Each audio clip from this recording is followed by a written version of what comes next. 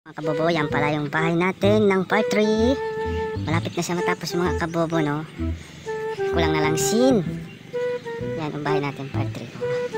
Kulang na lang scene at saka nandito na yung mga kawayan. In-order natin kanina nang dumating.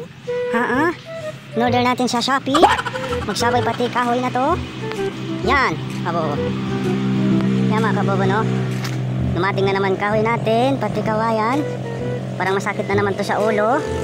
Yan mga kabobo, kulang na lang yan Shin. Eh, nag-order naman ako sa Shopee Shin. Kaya parang masakit na naman to sa ulo kapag dumating yung Shin. Yan mga kabobo na. Yan yung mga kawayan natin. Yan pala yung bahay natin Kulang na lang yan Shin mga kabobo, no? Yan mga kabobo, ayan. Dito pala ilagay natin yung aircon natin, no? Yan, sa tabihan pa yan. Diyan sa kabila ilagay natin yung aircon natin, no? Dito pagparkingan natin mga pods car natin yan.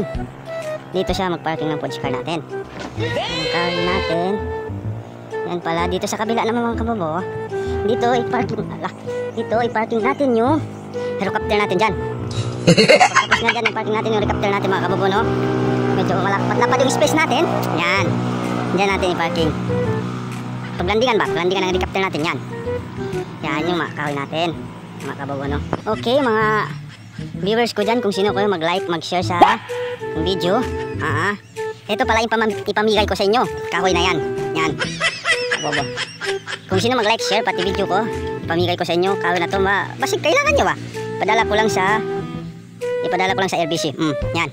Yan. Kaya sobra-sobra man mga kabobo. Kaya puto-puto naman. Yan Kung sino mag-like, share ng video ko, sa inyo na to, ibibigay ko sa inyo. Yan. Yan Kaya paalam.